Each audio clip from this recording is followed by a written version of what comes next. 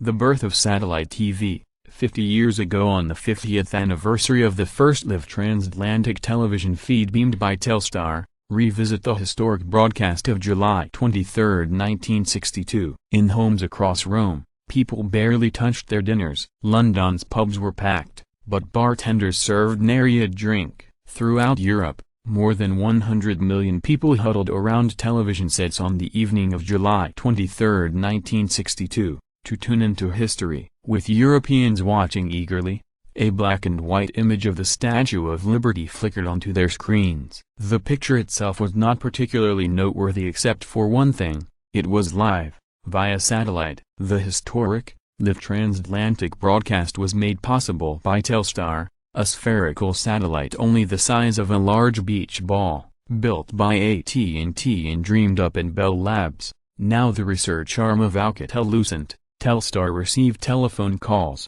data, still pictures and facsimiles from ground stations in Andover, Maine, and France before amplifying them and relaying them across the Atlantic Ocean. A nickel-cadmium battery and 3,600 solar cells protected by sapphire powered the 170-pound satellite, which roared into orbit from Cape Canaveral atop a NASA Thor Delta rocket on July 10, 1962. Since AT&T paid NASA $3 million to launch the satellite, Telstar marked the first privately sponsored space initiative. After a successful initial test of the transatlantic television signal, the public rollout occurred during that special broadcast on July 23, 1962. Which aired in Canada and 16 European countries and on all 3 major American networks. Telstar could only broadcast signals when it was visible to ground stations on both sides of the Atlantic, meaning there was only a 20-minute transmission window during each 2.5-hour orbit. The first 20-minute broadcast beamed by Telstar,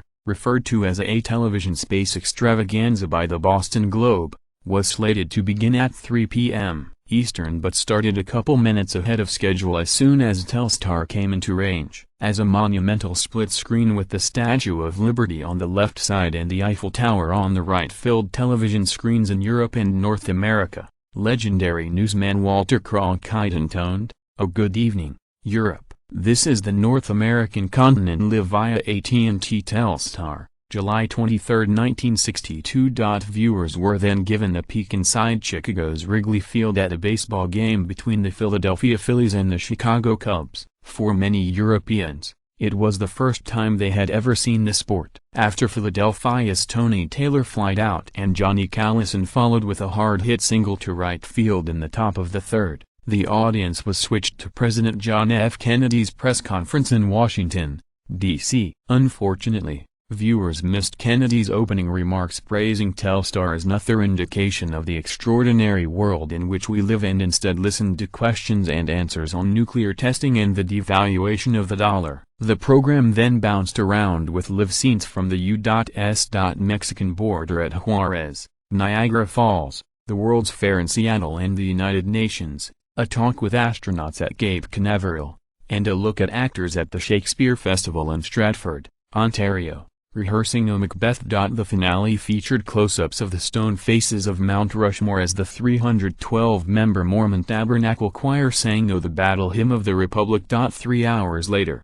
on Telstar's next orbit around the planet, it was Europe's turn to broadcast live images to North American viewers for the first time. The European program opened with live pictures of London's Big Ben and a welcome by the BBC's Richard Dimbleby, hosting from Brussels. The broadcast was a televised grand tour of the continent's great sights: the Sistine Chapel, the Champs-Élysées, the Louvre, the Colosseum and the Tower of London. In one scene, viewers saw a Lapland girl in the Arctic Circle. In the next, Sicilian fishermen tending their nets. There were cultural morsels from paintings inside Yugoslavia's National Museum to horses performing to Chopin at Vienna's famed Spanish riding school to a performance of La Tosca amid ancient Roman ruins. After 19 minutes, the program abruptly ended as Telstar passed over the horizon, out of range of the ground station in Maine. While there were some minor flaws such as pictures that jumped or were out of focus,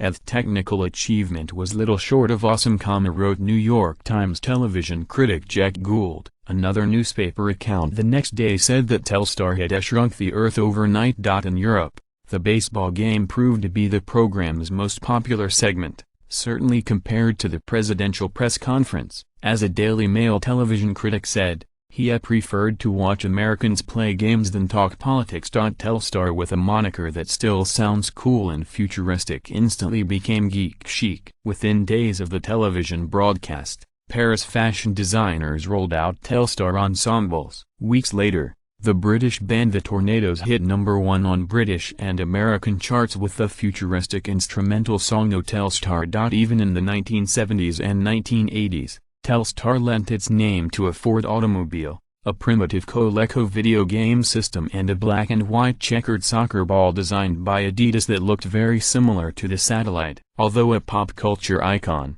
Telstar 1 had a short life. Radiation from both American and Soviet high-altitude atomic tests bombarded the satellite and fried its transistors. Telstar went out of service in November 1962, came back online briefly but went quiet for good on February 21, 1963. Telstar 2 launched in May 1963, and other Telstar satellites followed it into orbit. While inoperable, Telstar 1 still circles the Earth today, a monument to the birth of satellite communications.